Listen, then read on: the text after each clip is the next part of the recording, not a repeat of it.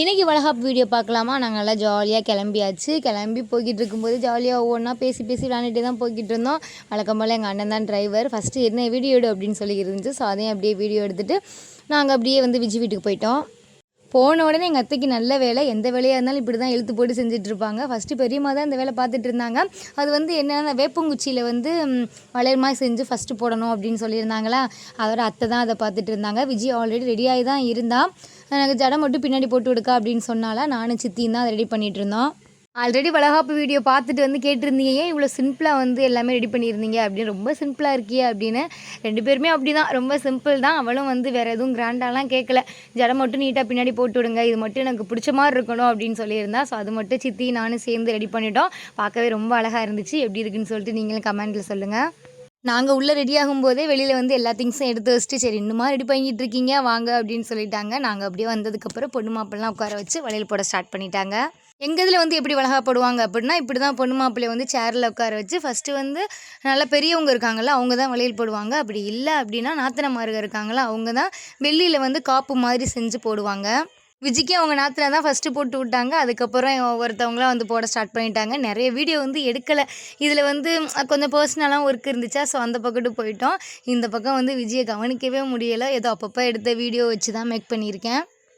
எனக்கு தோணுச்சு ஃபஸ்ட்டு விஜயையும் செல்வத்தையும் உட்கார வச்சு அம்மா அப்பா வளையல் போடணும் அப்படின்னு. ஆனால் அம்மா அப்பாவும் வளையல் போட்டாங்களான்னே எனக்கு தெரியலை. நானுமே போடலை, ரொம்ப லேட்டாக லாஸ்ட்டாக தான் வளையல் போட்டேன்.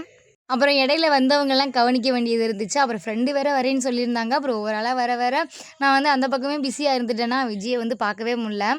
சரி நம்ம தான் வளையல் போடலை, ரிது போட்டால் போதும் அப்படின்னு பார்த்தேன். பரவாயில்ல, கரெக்டாக அவனே வளையல் போட்டான். வளையல் போட்டுட்டு எப்போம்மா பாப்பா பிறக்கும் அப்படின்னு தான் கேட்டுட்டு இருந்தான். எங்களை விட அவன் தான் ரொம்ப இன்ட்ரெஸ்ட்டாக இருக்கான், எப்போ பிறக்கும் பாப்பா அப்படின்னு. எல்லாரும் வளகாப்புலாம் போட்டுட்டு சாப்பிட போயிட்டாங்க. நான் என் தம்பிகளுக்காக தான் வெயிட் பண்ணேன். சரி அவங்க வந்ததுக்கப்புறம் சேர்ந்து வளையல் போட்டுட்டு சாப்பிட போகலாம் அப்படின்னு.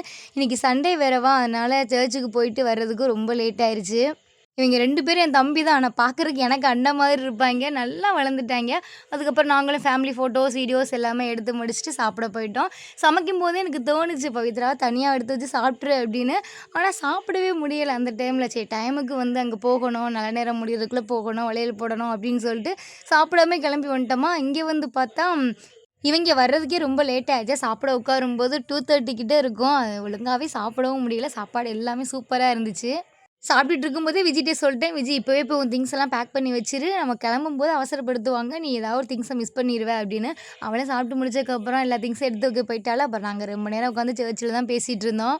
ஈவினிங் டைமில் அவங்க வீட்டிலேருந்து எங்கள் வீட்டுக்கு கூட்டிகிட்டு வரும்போது அத்தை அழுக ஸ்டார்ட் பண்ணிட்டாங்க. எத்தனை பேருக்கு மருமக இப்படி வளகாப்பு போட்டு அம்மா வீட்டுக்கு போகும்போது ஃபீல் பண்ணுற மாமியார் கிடைப்பாங்கன்னு தெரில. என் தங்கச்சி இதில் ரொம்ப லக்கி. அப்படி இப்படின்னு அங்கேருந்து கிளம்பி வரவே ரொம்ப லேட் ஆயிடுச்சு. ஒரே அழுகாச்சி சீனாக போயிடுச்சு. இப்படி ஒரு மாமியார் எத்தனை பேர் கிடச்சிருக்குன்னு தெரில. கிடச்சவங்க எல்லாருமே ரொம்ப லக்கி. அங்கேருந்து கிளம்பி அப்படியே அம்மா வீட்டுக்கு வந்துட்டோம். வளகாப்புக்கு விஷ் பண்ண எல்லாத்துக்குமே ரொம்ப நன்றி. Okay bye.